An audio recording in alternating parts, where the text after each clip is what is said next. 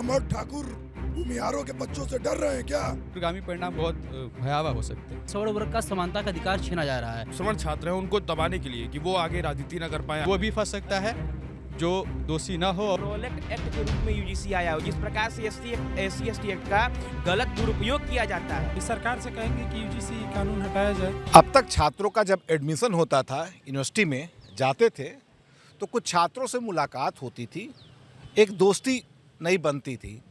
तो जो पूछते थे और जानना चाहते थे छात्र कि क्या नाम है और ज़्यादा से ज़्यादा कहाँ किस एरिया के रहने वाले हैं, यही से दोस्ती की शुरुआत होती थी। लेकिन अब वर्तमान हालत में यूजीसी एक्ट जो सरकार लेके आ रही है, उसके बाद छात्र जब पहले घुसेंगे कैंपस में, एडमिशन लेंगे, तो अगर कोई भी छात्र सामने आएगा तो सबसे पहले जो जानने की कोशिश करेंगे कि भैया किस जात के हो।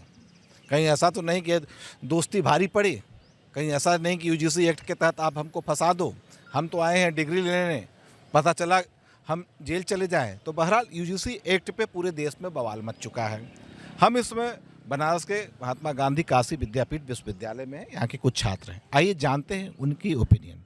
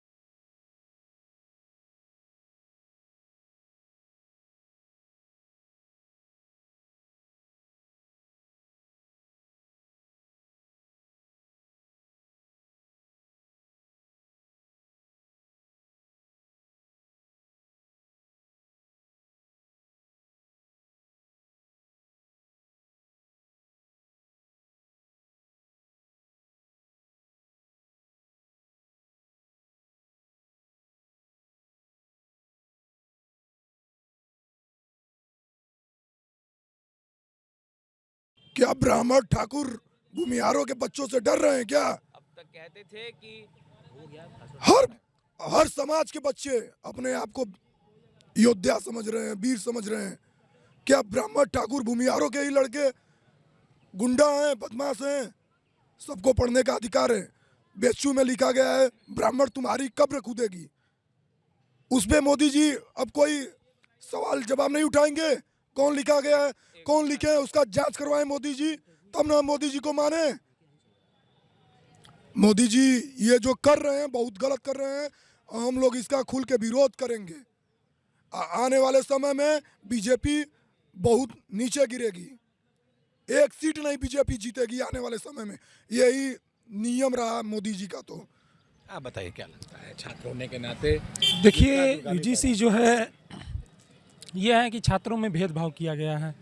जैसे जाति, अनुसूचित जाति, पिछड़ा वर्ग को ये दोनों का भेदभाव किया गया है, या ये भी कह सकते हैं भड़काया गया है। तो इससे हम लोग मान लीजिए हम ही हैं बिहार से और यहाँ विश्वविद्यालय बनारस में पढ़ रहे हैं, और यहाँ पर कोई ज़बरदस्ती हॉस्टल में रह रहे हैं, कोई बोला कि खाना बनाओ, नहीं बनाओगे तो तुमको ये करेंगे। तो इससे डर के हम लोग जनरल वाले खाना बनाएंगे। तो यही है विश्वविद्यालय में। तो इस सरकार से कहेंगे कि यूजीसी कानून हटाया जाए। जेएनयू में लग रहे नारे हमेशा ब्राह्मण विरोध, ब्राह्मणवाद, मनुवाद या कोई भी प्रकार से हो, ब्राह्मण बनिया ठाकुर, भारत छोड़ो, देश छोड़ो, या ऐसे कई प्रकार के नारे लगते हैं, कई प्रकार के नारे लगते हैं। आपको भी पता होगा, उसकी मतलब वीडियो भी उपलब्ध है। आपको आज तक कुछ ही केस मिले होंगे जहाँ पर प्रताड़ित किया जा रहा है। मानते हैं होता है। आज ये नहीं कि प्रताड़ित किया जाता था। आज के पहले जो हम लोग मदार के 100 साल या मतलब 30-40 साल पहले जो छात्र पढ़ा करते थे, यहाँ पर थोड़ा रैगिंग हुआ करती थी। हम भी रैगिंग दिए हैं, यूपी कॉलेज में हम थे, हम भी रैगिंग दिए। ऐसा बात नहीं करेंगे, लिए भी होंगे। हाँ, ले पाए ही नहीं, क्योंकि उस समय हम लोग चले आए वहाँ से, ले पाए नहीं। लेकिन हर जगह रैगिंग होती थी। जी सुनी जूनियर की एक अपनी प्रतिष्ठा होती है, उसमें आदमी लेता रहता है। लेकिन फिर भी आज के समय में ऐसा कोई भेदभाव हमको नहीं दिखता है। हमारे नरेंद्र छात्रावास में कई SC/ST वर्ग के भैया लोग भी हैं, मेरे जूनियर, मेरे साथ में पढ़ने वाले लोग भी हैं। हम लोग तो ऐसा कुछ नहीं करते। ये बताइए राजनीतिक दुष्परिणाम क्या होने वाले हैं इसके? तो बहुत गलत प्रभाव पड़ेंगे। जिस प्रकार से अगर नहीं जेएनयू में नारा लगता है कि ब्राह्मण बनिया और भूमिहारों के खिलाफ लगता है, बीएचयू में लग रहा है, तो देखा जाए विश्व मुख्य रूप से देखा जाए जितने शिक्षण संस्थान हैं, जनरल छात्र वहाँ पहले से अल्पसंख्यक हैं। अगर ऐसे कानून, अगर ऐसे नियम अगर आ जाएंगे तो जो छात्र PhD करते हैं, सबसे अधिक समस्या हमारी बहनों को होगा, छात्राओं को होगा, जो गाँव दूर दराज से छात्राएँ आती हैं। अगर ओबीसी छात्र होता है, ऐसी छात्र होता है, अगर उन्हें प्रपोज करता है या फंसाता है, फिर मुकदमा कराता है, तो ऐसे बहनों का भी जीवन खराब हो जाएगा। ये आज परिणाम इसका नहीं दिखाई देगा। 10 साल के बाद जब हमारे बच्चे होंगे, 10 से 15 साल के बाद, तब इसका परिणाम आपको दिखाई देना शुरू होगा। तब कोई स्थिति सुधारने वाला नहीं मिलेगा, क्योंकि निश्चित रूप से परिणाम फिलहाल अभी तुरंत तो कुछ नहीं आने वाला है, लेकिन भविष्य जो है बड़ा खतरे से खाली नहीं है। क्या आपको लगता है राजनीतिक परिणाम क्या? राजनीतिक परिणाम में तो अब सरकार गिरेगी। अब हम लोग जहाँ सम्मान मिलेगा वहाँ सब लोग जाएंगे। हम लोग को इस सरकार को अपना मानते थे। सरकार के लिए क्या नहीं किया गया, लेकिन सरकार ब्राह्मणों के लिए कुछ नहीं सोच रही है। हर जगह ब्राह्मण विरोधी, राजपूत विरोधी, भूमिहार विरोधी। क्या यही सब विरोधी हैं? हम लोग 3% होके इतना विरोध कर रहे हैं, और सब 97% होके वो लोग बैठे हैं घर में चूड़ियाँ पहन के। मैं जाइए बेचू में, आप लोग जाके देखिए, उस पर लिखा गया है कि ब्राह्मण बेचू छोड़ो, नहीं तो तुम्हारी कब्र खुदेगी। मैं मोदी जी से पूछना चाहता हूँ, उसका जांच करवाएं क्या? मैं कैसे मान लूँ कि मोदी जी सबको बोलते हैं कि हम एक रहेंगे तो नेक रहेंगे। ये तो एक तरफा कर रहे हैं हम लोग के साथ, अन्याय हो रही है। इसको रोका जाए, यूजीसी का नियम निरस्त किया जाए। तो ये थे महात्मा गांधी काशी विद्यापीठ के छात्र।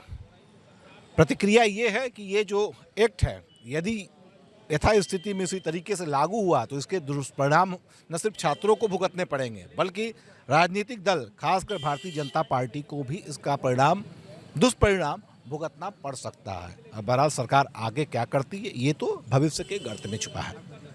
नीरज जायसवाल के साथ रोहित सिंह, भारत समाचार, वाराणसी।